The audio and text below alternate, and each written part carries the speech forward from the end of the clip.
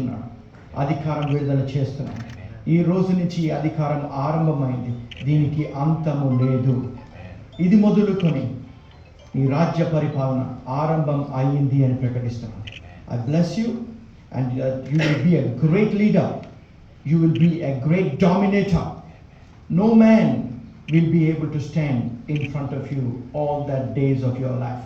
As God was with Moses, so God is with you. From today, you will see the manifestation of this power, this glory coming upon you mightily, and you are more than a conqueror. I speak great victory. Amen. Victory after victory. Amen. No more defeat for you. No more. న్యాయము నీతి ప్రభువా మీ సింహాసనం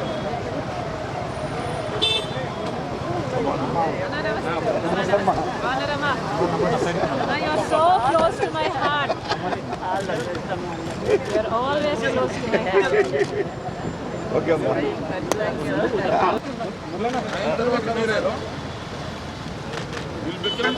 Amma.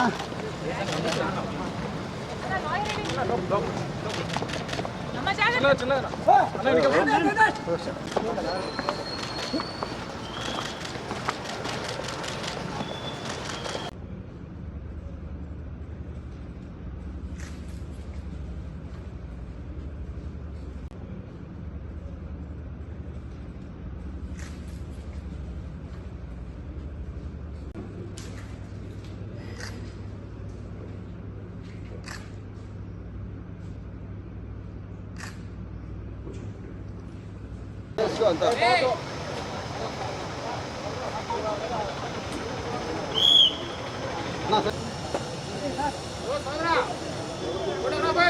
నిన్నే పిలుస్తాను. నా side ఉండాలి కొంచెం నేనేం చేశాను నేను అంత సైడ్ ఉంటే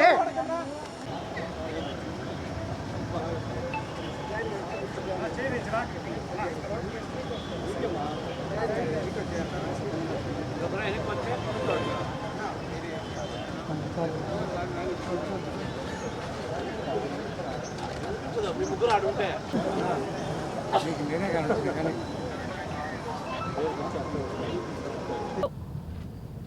కడప లోక్సభ స్థానానికి రాజశేఖర రెడ్డి బిడ్డ వైఎస్ షర్మిల నామినేషన్ వేయడం జరిగింది. కడప జిల్లా ప్రజలందరూ ఇంకా రాజశేఖర రెడ్డి గారిని, వివేకానంద రెడ్డి గారిని మర్చిపోలేదు కాబట్టి వాళ్ళు చేసిన పనులను గుర్తుపెట్టుకొని ఈసారి ఓటు వేస్తారని పూర్తి నమ్మకంతో ఉన్నాం.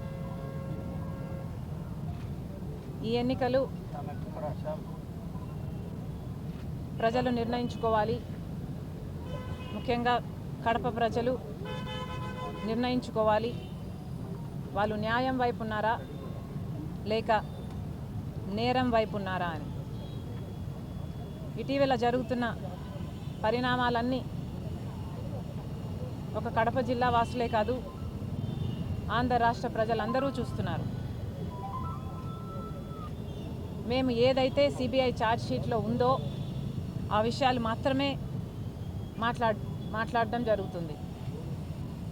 ఏ విషయాలు ఛార్జ్ షీట్లో లేవో అవి మాకు కూడా తెలియని విషయాలు. మాకు ఇన్ని విషయాలు తెలుసు అంటే దానికి కారణం సిబిఐ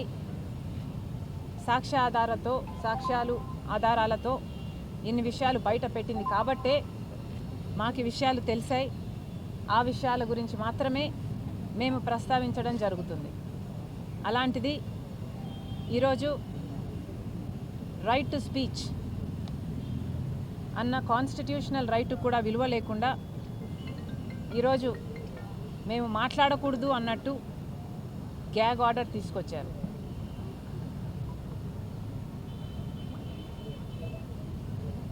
టూ 2019లో వివేకానంద రెడ్డి గారు చనిపోయినప్పుడు అప్పుడు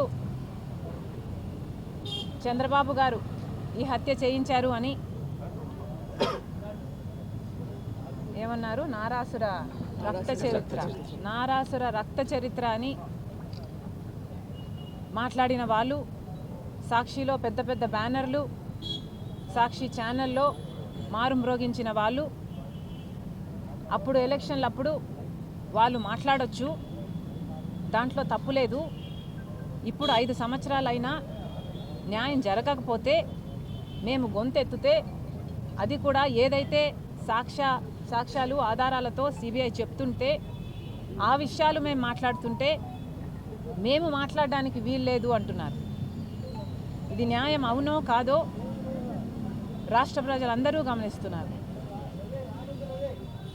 జగన్మోహన్ రెడ్డి గారికి ఒక చిన్న రాయి తగిలితే దానికి హత్యాయత్నమని పెద్ద బ్యానర్ ఐటమ్గా వేసుకున్నారు. అంటే ఒక చిన్న రాయితో మిమ్మల్ని హత్య చేసేంత ప్రయత్నం జరిగింది అని మీరు చెప్తున్నారు. మరి చిన్న రాయితో కొడితేనే మీకు హత్యాయత్నంలా ఉంటే రాజశేఖర రెడ్డి గారి తమ్ముణ్ణి, వివేకానంద రెడ్డి గారిని, ప్రజానాయకుణ్ణి 7 సార్లు తల మీద గొడ్డలితో నరికి నరికి నరికి నరికి నరికి నరికి నరికి 7 సార్లు నరికితే ఆయన మెదడులో ఉన్న ఎంకలు కనిపిస్తున్నాయి. ఆయన మెదడు బయటకు వచ్చింది, తల మీద ఉన్న ఎంకలు కనిపిస్తున్నాయి, మెదడు బయటకు వచ్చింది. కానీ అది మాత్రం సాక్షికి హార్ట్ అటాక్ లాగా ఎందుకు కనిపించిందో జగన్మోహన్ రెడ్డి గారు సమాధానం చెప్పాలి. చనిపోయినప్పుడు, వివేకానంద రెడ్డి గారు చనిపోయినప్పుడు సిబిఐ కోరిన జగన్మోహన్ రెడ్డి గారు, సిబిఐ ఎంక్వైరీ కోరిన జగన్మోహన్ రెడ్డి గారు అధికారంలోకి వచ్చిన తర్వాత సిబిఐ ఎంక్వైరీని ఎందుకు వద్దన్నారో జగన్మోహన్ రెడ్డి గారు ప్రజలకు సమాధానం చెప్పాలి. సిబిఐ దోషులు అని చేర్చిన అవినాష్ రెడ్డి గారిని ఎందుకు కాపాడుకుంటూ వస్తున్నారో, తన అధికారాన్ని కూడా దుర్వినియోగం చేస్తూ కర్నూలులో సిబిఐ అక్యూజ్డ్ని అరెస్ట్ చేయడానికి వస్తే తన పోలీసులనే, ప్రభుత్వ పోలీసులనే, రాష్ట్ర పోలీసులనే కంచెగా వేసి జగన్మోహన్ రెడ్డి గారు అధికార దుర్వినియోగం చేసి ఎందుకు కాపాడారో ఒక అక్యూజ్డ్ని రాష్ట్ర ప్రజలకు జగన్మోహన్ రెడ్డి గారు సమాధానం చెప్పాలి. 5 సంవత్సరాలుగా మీరు కాపాడడం ఒక ఎత్తు అయితే 5 సంవత్సరాల తర్వాత ఒక అక్యూజ్డ్ని, అది కూడా రాజశేఖర రెడ్డి గారి సొంత తమ్ముడు వివేకానంద రెడ్డి గారిని అతి క్రూరంగా ఘోరంగా చంపించారు అని అక్యూజ్డ్గా సిబిఐ చేర్చిన వాడిని మీరు ఎందుకు మళ్ళీ ప్రోత్సహిస్తున్నారు, ఎందుకు మళ్ళీ ఎంపీ టికెట్ ఇచ్చారో రాష్ట్ర ప్రజలకు జగన్మోహన్ రెడ్డి గారు సమాధానం చెప్పాలి. అన్నిటికంటే ముఖ్యంగా జగన్మోహన్ రెడ్డి గారు సమాధానం చెప్పాలి. 5 సంవత్సరాల క్రితం వివేకానంద రెడ్డి గారిని ఘోరంగా నరికి చంపడం జరిగింది. చంపిన వాళ్ళు వీళ్ళు, చంపించిన వాళ్ళు వీళ్ళు అని సిబిఐ ఛార్జ్షీట్లో స్పష్టంగా వాళ్ళ పేర్లతో సహా చేర్చి చెప్పడం జరిగింది. ఇవన్నీ సరిపోవన్నట్టు వివేకానంద రెడ్డి గారిని ఒకసారి చంపించడం సరిపోదు అన్నట్టు ఎన్నిసార్లు వివేకానంద రెడ్డి వ్యక్తిత్వాన్ని మీరు మళ్ళీ ఇంకెన్నిసార్లు చంపుతారో ప్రజలకు సమాధానం చెప్పాలి. ఒకసారి గొడ్డలితో నరికి ఎంత ఘోరంగా చంపారో రాష్ట్రమంతా చూసింది.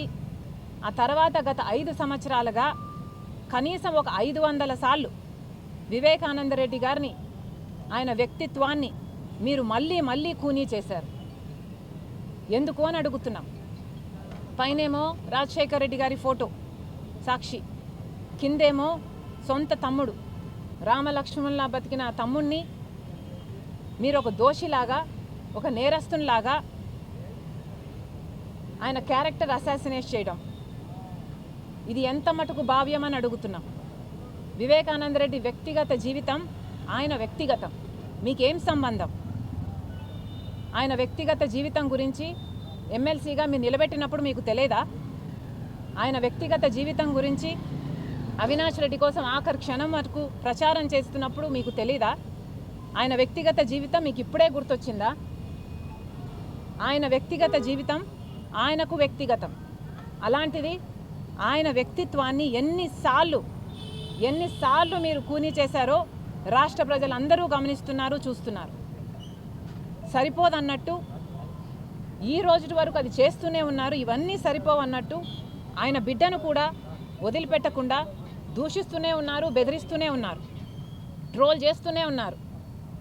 రాజశేఖర రెడ్డి బిడ్డను నేను అని ఆ మాత్రం కనికరం ఇంగితం లేకుండా మీకోసం 3000 కిలోమీటర్లు పాదయాత్ర చేసిన దాన్ని, మీ ఎలక్షన్ల కోసం బాయ్ బాయ్ బాబు అని క్యాంపెయిన్ నడిపి మీ గెలుపు కోసం నేను పని చేసిన దాన్ని ఒక్కరోజు మీ దగ్గర నుంచి ఒక్క 10 అడగలేదు, ఒక్క రూపాయి పని అడగలేదు. నన్ను పట్టుకొని నానా రకాలుగా దూషించి ఆఖరికి నేను రాజశేఖర రెడ్డి బిడ్డనే కాదు అని విజయమ్మను కూడా అవమానించేంత స్థాయికి మీరు దిగజారారు. అసలు మీ ఛాతిలో ఉన్నది గుండెనా బండనా? రాష్ట్ర ప్రజలకు సమాధానం చెప్పాలి. మీకు మనసు, మానవత్వం వీటి గురించి ఏమైనా తెలుసా? ఇవి ఉన్నాయని కూడా మీకు తెలుసా లేదా? జగన్మోహన్ రెడ్డి గారు సమాధానం చెప్పాలి. మేమైతే న్యాయం కోసం నిలబడ్డాం, ధర్మం కోసం కొట్లాడుతున్నాం. వివేకానంద రెడ్డి గారి ఆత్మ శాంతించాలని, న్యాయం జరగాలని ఈరోజు రాజశేఖర రెడ్డి బిడ్డ పోటీ చేస్తుంది. మరొకసారి చెప్తున్నాం, హత్యా రాజకీయాలను ప్రోత్సహించకండి. హత్యా రాజకీయాలు అంతం కావాలి.